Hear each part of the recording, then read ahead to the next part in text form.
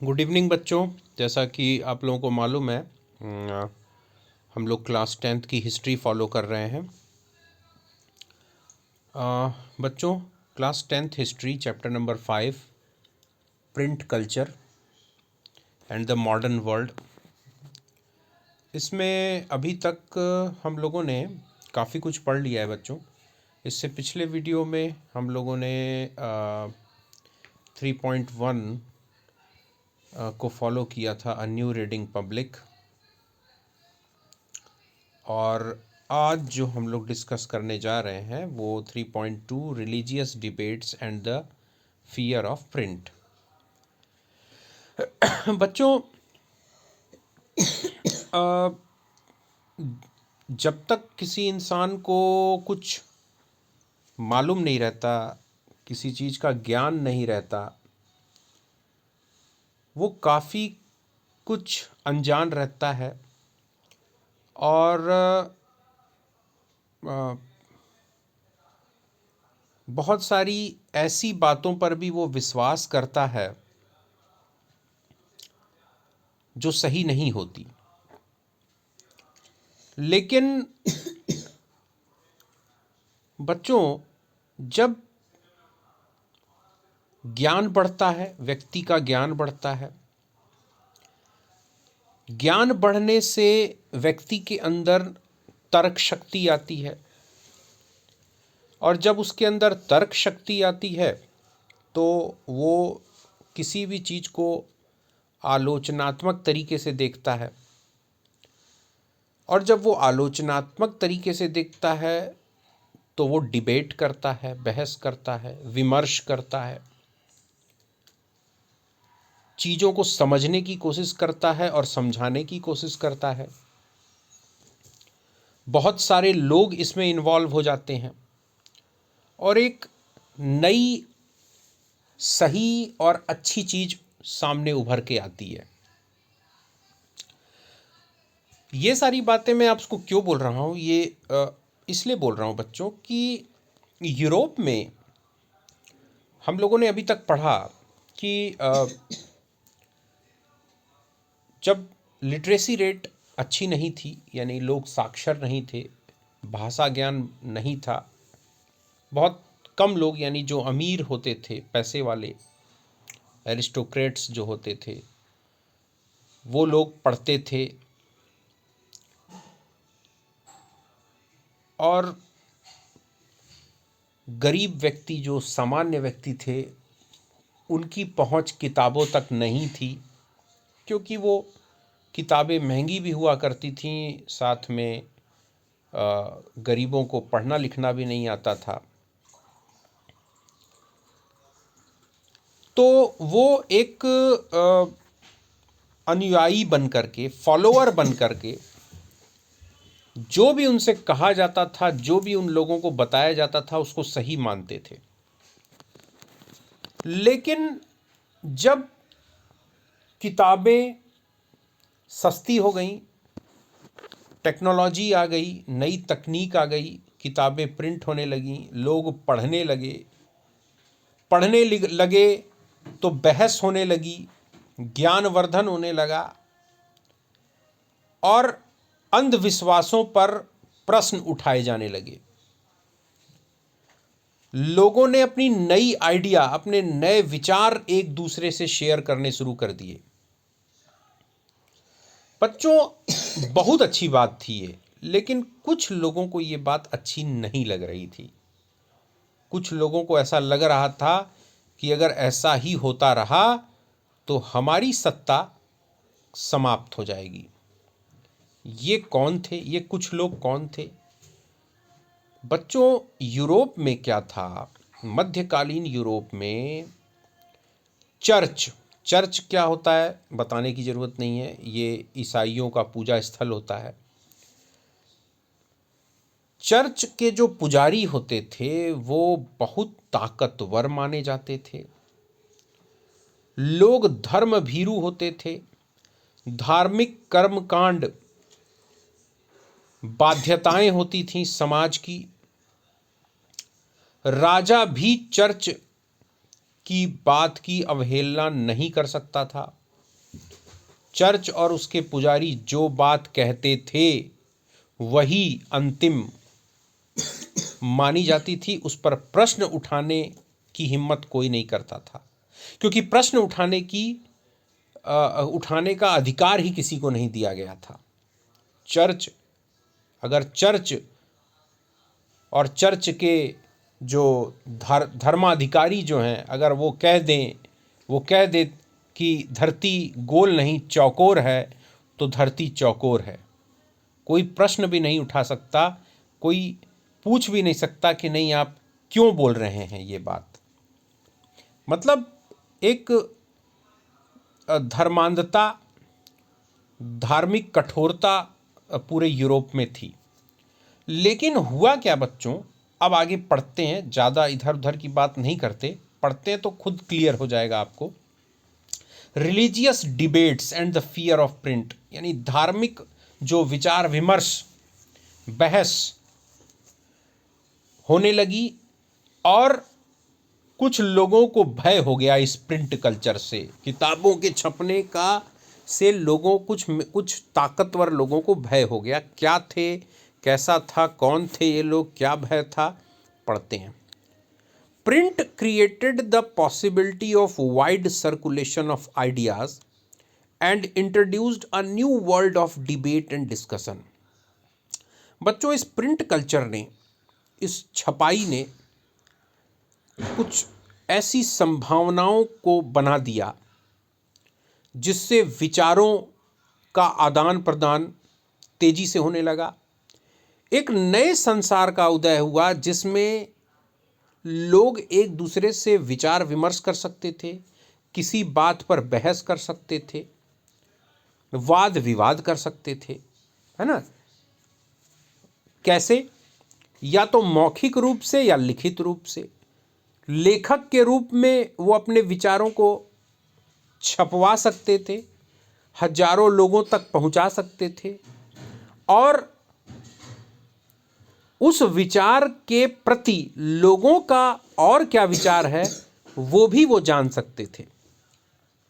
Even those who disagreed with established authorities could now print and circulate their ideas. और वो लोग जो कि स्थापित प्रतिमानों के विरोधी थे वो भी अपने विचारों को छपवा सकते थे। यानी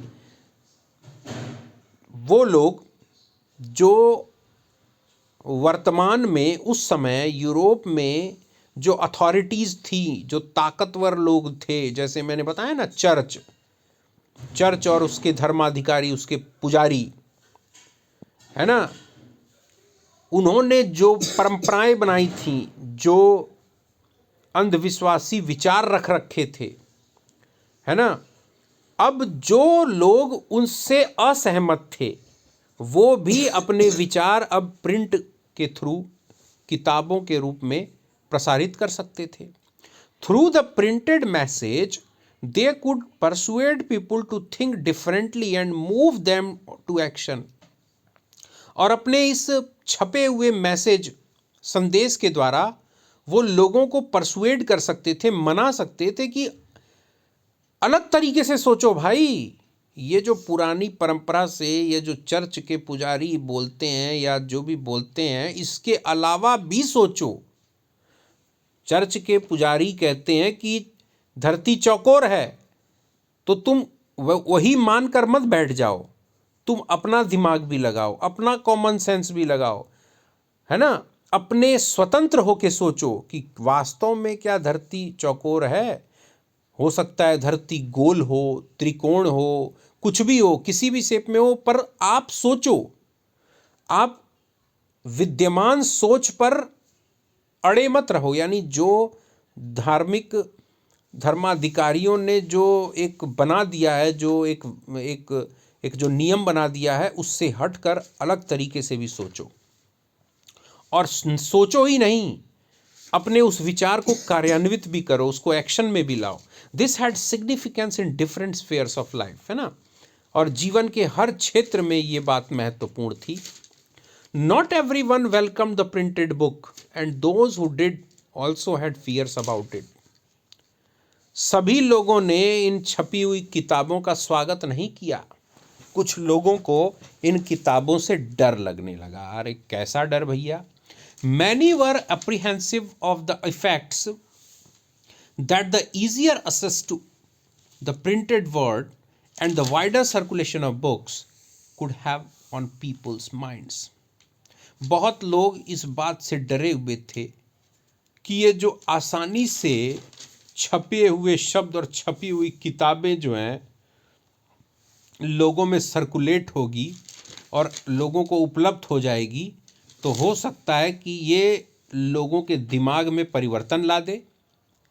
ठीक है, it was feared that if there was no control over what was printed and read, then rebellious and irreligious thoughts might spread.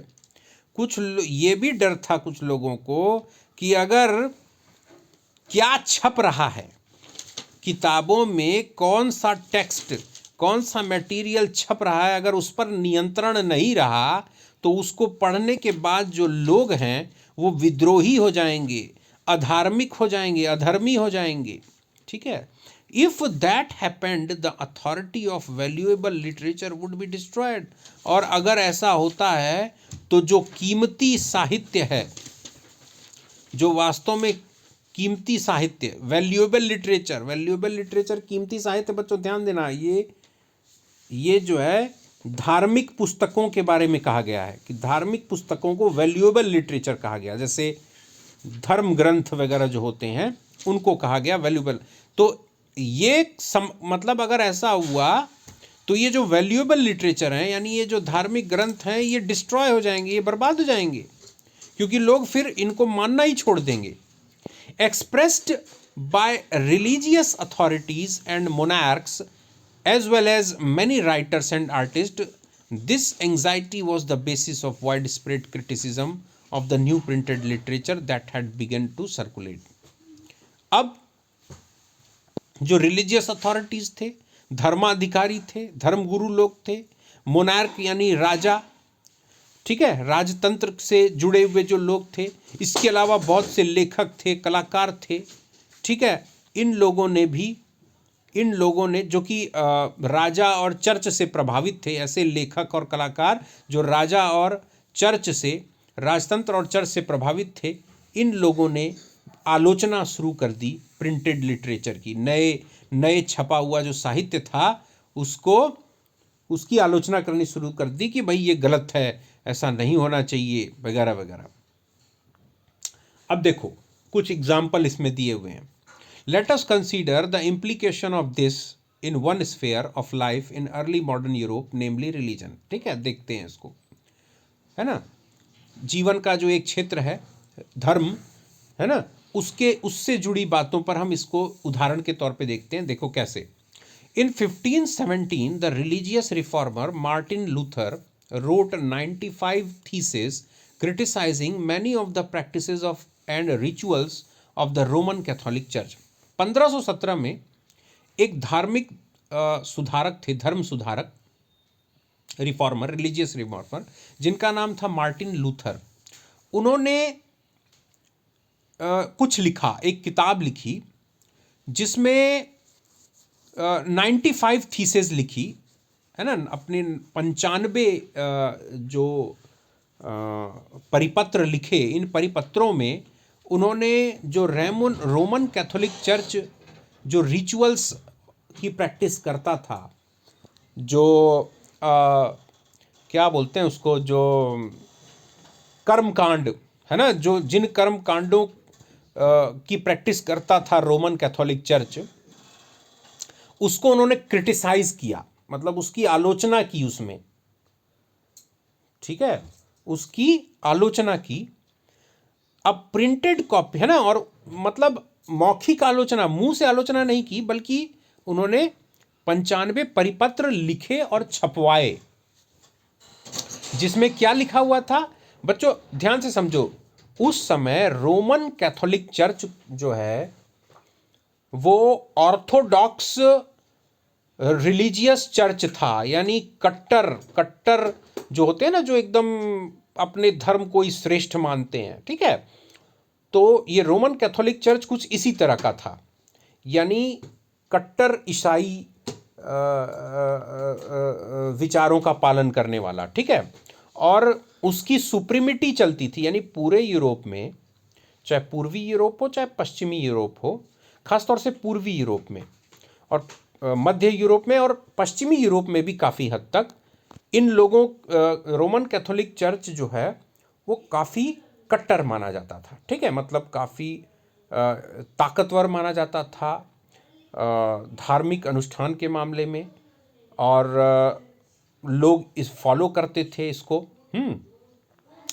लेकिन मार्टिन लूथर ने इस रोमन कैथोलिक चर्च के जो कुछ ये जो धार्मिक कर्मकांड थे, जो रिचुअल्स थे, उनके खिलाफ 95 परिपत्र लिखे, मतलब आलोचना की कि भाई ये गलत है, ये रोमन कैथोलिक चर्च ये जो परंपरा करता है वो क्यों करता है, इसके पीछे क्या तर्क है, क्या लॉजिक है, इस तरह की बातें उन्होंने लिखी।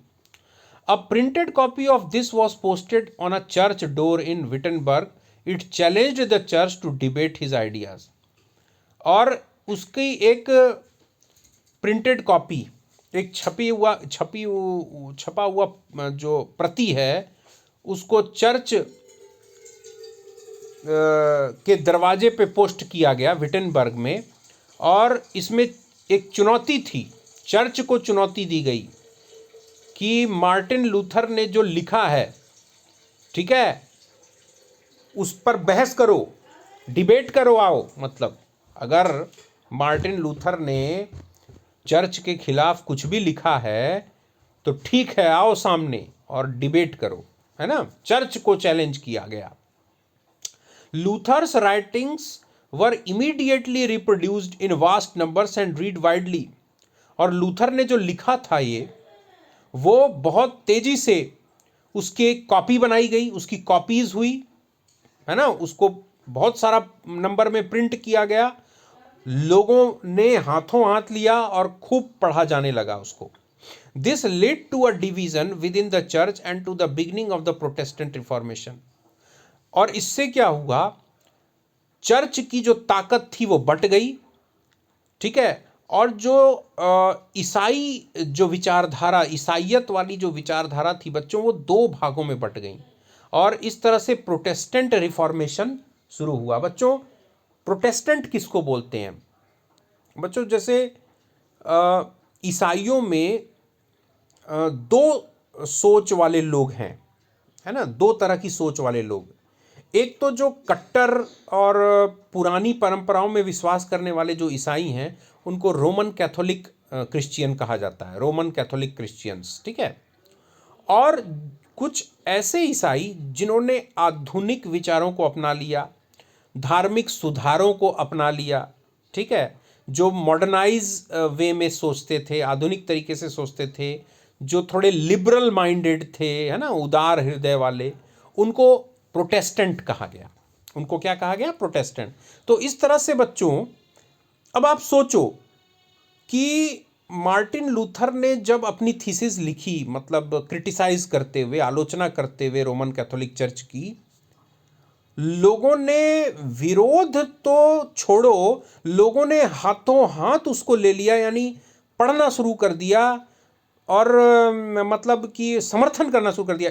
ऐसा लगता है कि लोग मतलब तैयार बैठे थे, आम जनता तैयार बैठी थी कि कोई आए, कोई हिम्मत करे खिलाफत करने की, तो हम बस जैसे ही वो खिलाफत करेगा हम भी उसका समर्थन कर देंगे।